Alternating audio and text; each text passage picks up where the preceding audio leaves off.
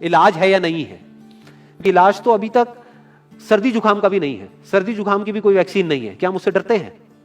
नहीं डरते हैं। क्यों? क्योंकि ज्यादा लोग नहीं मरते हैं।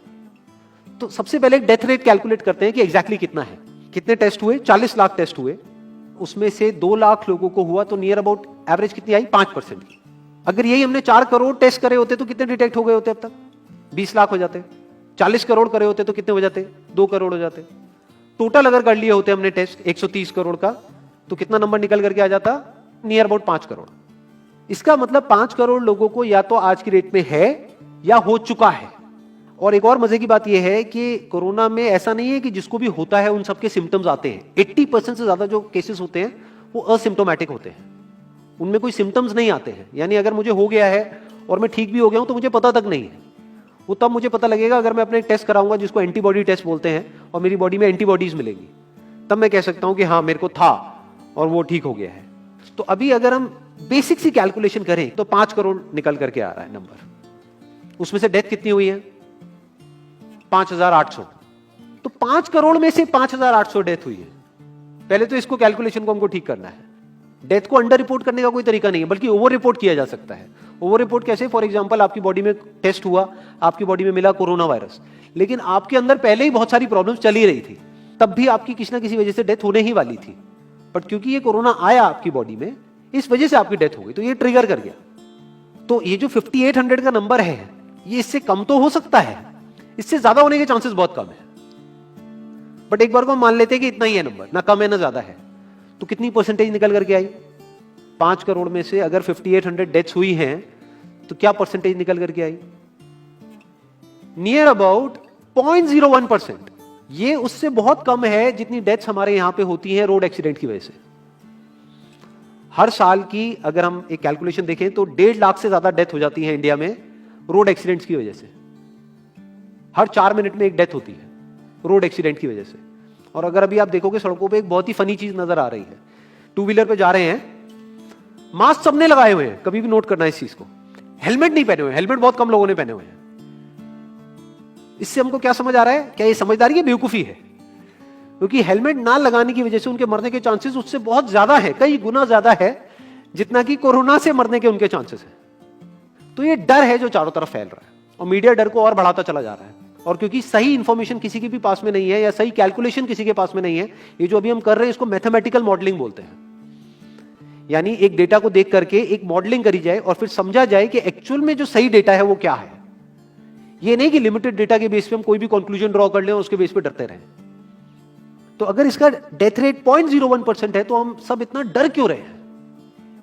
क्या कुछ और है जिससे हमको डरना चाहिए, जिससे हम नहीं डर रहे हैं, जिसके बारे में कोई बात नहीं कर रहा है, जो इससे लाख गुना ज्यादा भयानक है?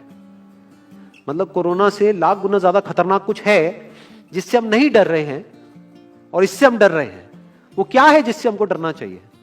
अनएम्प्लॉयमेंट। अभी पीछे कुछ आर्टिकल्स आए थे न्यूज़पेपर में जहां पे एक फिगर आई थी निकल करके, I am not too sure ये फिगर कितनी सही है कितनी नहीं है, जहां पे आया था कि 13 करोड़ लोग अनएम्प्लॉयड हो गए।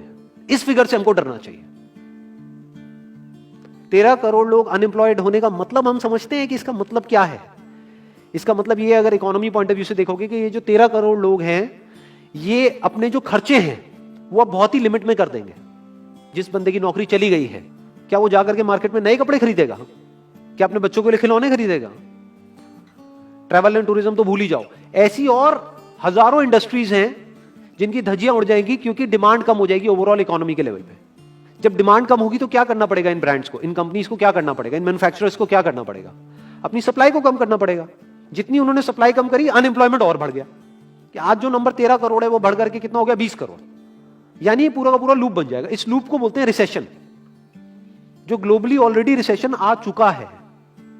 और अगर यही रिसेशन और डीप होता चला जाए तो उसको बोलते हैं डिप्रेशन, जहां से एक इकोनॉमी को बाहर आने में 5 से 10 साल लगते हैं। तो इकोनॉमी का पहले ही बुरा हाल था, प्लस इस कोरोना की वजह से और बुरा हाल हो गया है, प्लस जो रहा सहा हमारा जो अपना डर है वो सिचुएशन को और खराब करता चला जा रहा है। और इस डर को हर कोई बढ़ा रहा है, कोई भी कम करने का काम नहीं कर रहा है। एक्चुअल में अगर आप मेरे स्टैंड पॉइंट से देखोगे तो डरने की कोई जरूरत ही नहीं है, क्योंकि जो डेथ रेट है वो बहुत ही कम है। तो हम डर क्यों रहे हैं? सोचो। बस इसलिए कि डेथ नहीं होनी चाहिए। अगर यही हमारा ऑब्जेक्टिव है कि डेथ नहीं होनी चाहिए, मतलब हम कहते हैं कि किसी की डेथ नहीं होनी चाहिए, तो फिर तो लॉकडाउन परमानेंट हो जाना चाहिए, सड़कों पे निकलना ही नहीं चाहिए, क्योंकि सीधा सीधा 1.5 लाख डेथ बचेंगी। 1.5 लाख लोग जो हर साल एक्सीडेंट में मरते हैं, उनको हम बचा सकते हैं ना, उनकी लाइफ बच जाएगी। परमानेंट कर दो लॉकडाउन को। कैसा है आइडिया? ये बिल्कुल ऐसा है जैसे मैंने एक आदमी की एक कहानी सुनी थी, उसके घर में एक चूहा घुस गया, तो उस चूहे को उसने पकड़ने की बड़ी कोशिश करी, लेकिन वो चूहे को नहीं पकड़ पाया। तो एंड में उसने क्या किया, घर पे आग लगा दी, अपने घर में आग लगा दी।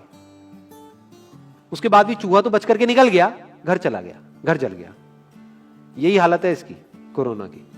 इस डर को हमको खत्म करना पड़ेगा, तब जाकर के इस प्रॉब्लम का एक्चुअल में सॉल्यूशन निकलेगा, जो रियल प्रॉब्लम है। और रियल प्रॉब्लम कोरोना नहीं है। रियल प्रॉब्लम क्या है? हमारी जो इकोनॉमी है। रियल प्रॉब्लम क्या है? अनएम्प्लॉयमेंट। तो इस वीडियो के थ्रू मैं अपनी एक हम्बल रिकमेंडेशन देना चाहूंगा गवर्नमेंट ऑफ इंडिया को, या जो भी लोग एक पर्टिकुलर पोजीशन पे हैं उन लोगों को, कि हमको टेस्ट करने कम करने हैं, टेस्ट बढ़ाने नहीं है। अभी हम गलती क्या कर रहे हैं? टेस्ट बढ़ाते चले जा रहे हैं, जिसकी वजह से केसेस बढ़ते चले जा रहे हैं, जिसकी वजह से डर बढ़ता चला जा रहा है। गवर्नमेंट क्या एक क्राइटेरिया नहीं बना सकती कि जो क्रिटिकल केसेस है बस उन्हीं का टेस्ट करो, क्योंकि उन्हीं को हॉस्पिटल में एडमिट करने की जरूरत है, तो उन्हीं का टेस्ट होना चाहिए ना। जो वैसे ही ठीक हो रहे हैं, अपने आप ही ठीक हो रहे हैं, जिनको माइनर सिम्टम्स हैं और वो खुद ही ठीक हो रहे हैं, उनका टेस्ट करने की क्या जरूरत है? उससे तो पैनिक और बढ़ेगा। और अगर टेस्ट कर भी दिया तो हम करने क्या वाले हैं? उनको क्या हॉस्पिटल में एडमिट करने वाले हैं? नहीं, घर पे क्वारंटाइन करने वाले हैं। अभी जो क्वारंटाइन वाला फंडा है, ये भी जब बेस छोटा होता है तब तो काम करता है, जब करोड़ों में हो जाता है तब काम नहीं करता है। मैं अगर एग्जांपल से समझाने की कोशिश करूं, जो मेरी थॉट प्रोसेस है उसको, इमेजिन करो एक ऐसी सिचुएशन है कि हम एक घर में है और चारों तरफ से बाढ़ आई हुई है, और ये जो घर है हमारा वो ऐसा है, इसको इमेजिन करो जहां पे हजारों दरवाजे हैं। तो हम क्या करें, इसमें से एक दरवाजे को पकड़ लें और उसी को पक्का करते चले जाएं। ये है क्वारंटीन, और बाकी के हजारों खुले पड़े हैं। एक को हम पक्का करते चले जा रहे हैं क्योंकि यहां से पानी अंदर नहीं आना चाहिए। इंडिया की पॉपुलेशन क्या है? 130 करोड़। टेस्ट कितने हुए हैं अभी तक? 40 लाख। दिल्ली के कितने हो रहे हैं? 1 लाख। महीने के कितने हुए? 30 लाख। साल के कितने हुए? 3 करोड़ 60 लाख। तो यानी कि अगर हमको सबका टेस्ट करना है तो कितने साल लगेंगे? 36 साल। तो जब हमको दिख रहा है साफ साफ कि हम सबका टेस्ट कर ही नहीं सकते, तो हम टेस्ट क्यों बढ़ाते चले जा रहे हैं? या तो सबका टेस्ट करो और सब में से सबको देख करके सबको क्वारंटाइन कर दो। ये बिल्कुल ऐसा हुआ कि वो जो घर है जिसकी मैंने अभी बात करी, या तो उसको हर तरफ से सिक्योर करो कि अगर उसके 1000 दरवाजे हैं तो एक को बंद मत करो, सारे बंद कर दो। तब आप कह सकते हो कि यहां पानी अंदर नहीं आएगा, कि हमने 130 करोड़ लोगों का टेस्ट कर लिया है, उसमें से केसेस निकल गए हैं 6 करोड़, और 6 करोड़ को हमने क्वारंटीन कर दिया है। अब ये आगे नहीं फैलेगा, अब 6 करोड़ से 10 करोड़ पे नहीं जाएगा। बट हमने टेस्ट ही करे 40 लाख, जिसमें से केसेस आए 2 लाख। अगर इन 2 लाख को हमने क्वारंटीन कर भी दिया तो बाकी करोड़ों लोग तो बाहर घूम रहे हैं ना, तो उससे होगा क्या?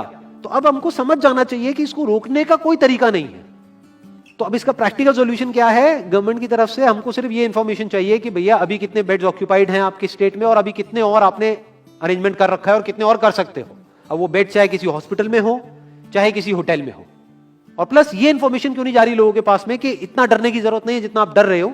हाँ ठीक है, प्रिकॉशंस लो, सेफ्टी मेजर्स लो, सोशल डिस्टेंसिंग को मेंटेन करो, लेकिन इतना डरने की जरूरत नहीं है जितना आप लोग डर गए हो, क्योंकि डेथ रेट कम है। ये इंफॉर्मेशन जानी चाहिए अब लोगों के पास में, वक्त आ चुका है। अगर ये नहीं गई तो प्रॉब्लम सॉल्व नहीं होने वाली इकोनॉमी के लेवल पे। कॉन्फिडेंस खत्म हो चुका है, रियलिटी को हमको पहले समझना होगा। अभी प्रॉब्लम क्या हो रही है? हम कह रहे हैं कि हाँ कंस्ट्रक्शन एक्टिविटीज अलाउड है। गवर्नमेंट को क्या लग रहा है? अलाउड बोल करके सारी प्रॉब्लम सॉल्व हो जाएगी।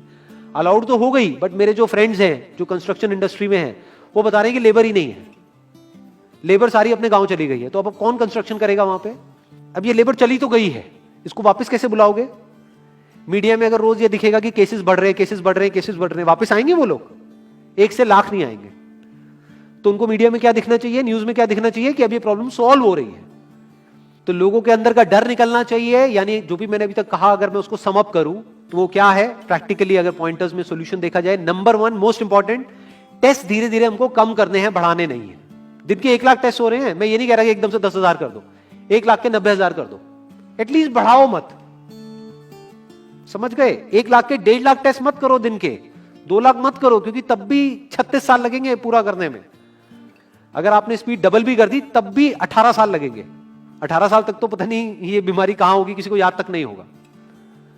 तो करना क्या है गवर्नमेंट को, अगर थोड़ा सा सेंसिबली चले कि टेस्ट को धीरे धीरे कम करते चले जाओ, यानी 1 लाख से 90,000 कर दो, फिर कुछ दिन बाद 80,000 कर दो, फिर 70,000 कर दो। इसकी वजह से क्या होगा, मीडिया में केसेस कम होते हुए दिखेंगे, अखबारों में केसेस कम होते हुए दिखेंगे, हर जगह पे जहां पे अभी आ रहा है कि अभी तक की सबसे बड़ी फिगर, आज तक के सबसे ज्यादा केसेस, वो सब धीरे धीरे कम हो जाएंगे।